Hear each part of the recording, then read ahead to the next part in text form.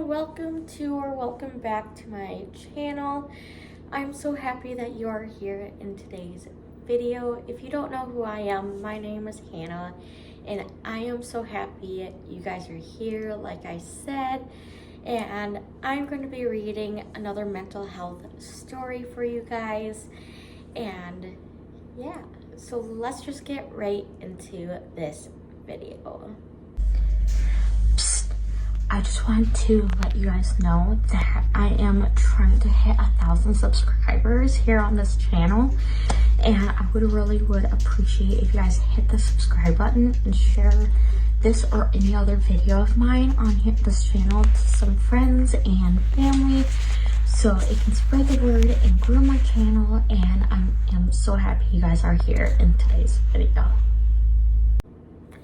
So this story is called or named I Gave Up on Talking, and it's from Daniel's story.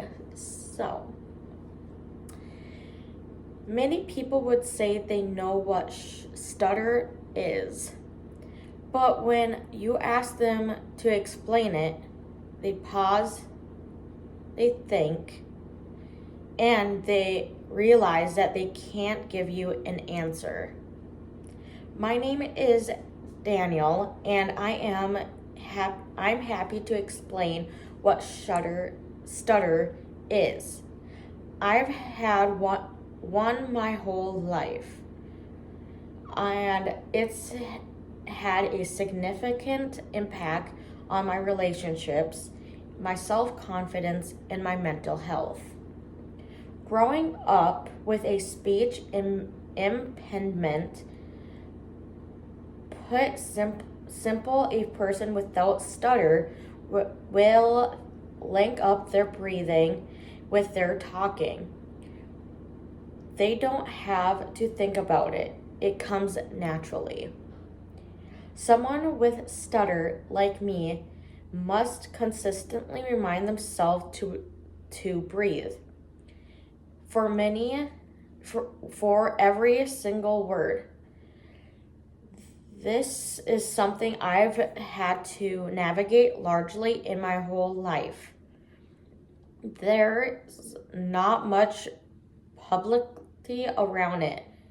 There are no people with talking impairments on television or in the news when I was growing up.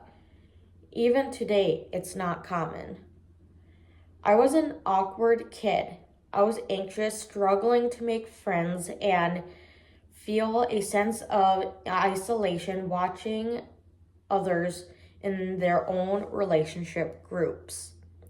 I had to fight hard to maintain relationships. It was a constant battle of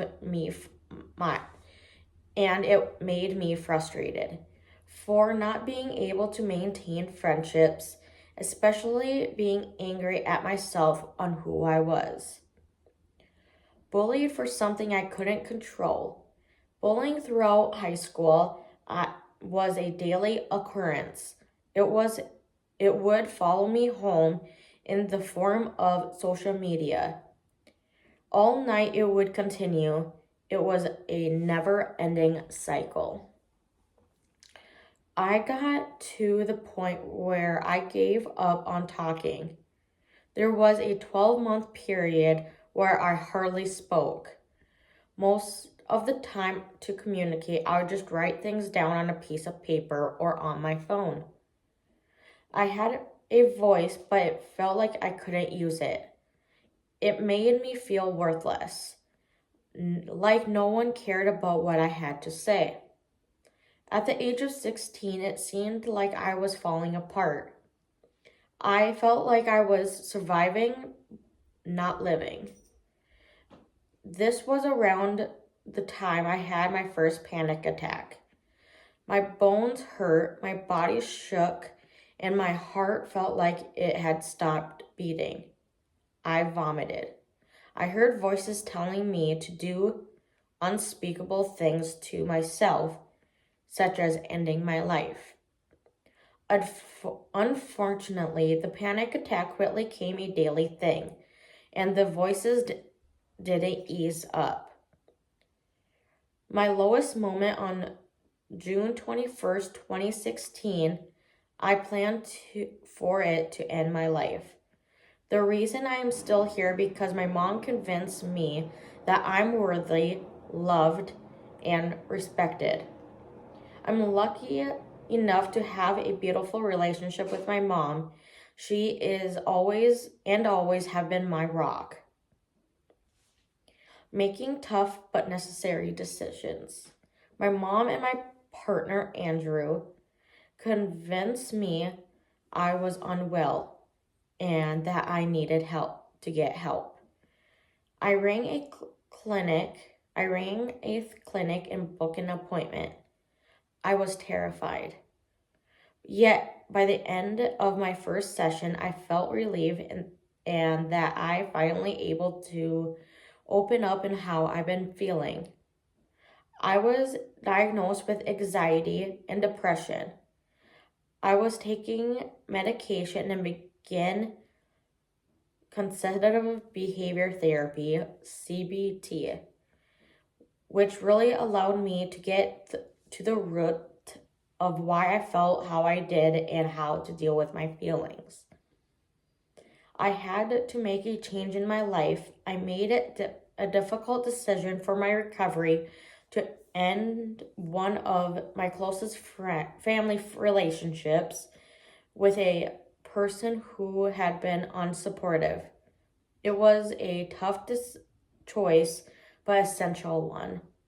I wanted a refresh start, so I moved schools.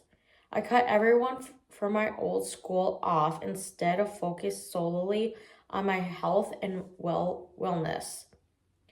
In process, I regretfully pushed away some people I loved, some who I hurt beyond to the point of repair. I lost some friends, some forever. But cutting out negative people of my life gave me a special to heal, grow, a strengthen as a person. Strategies for staying in a good place.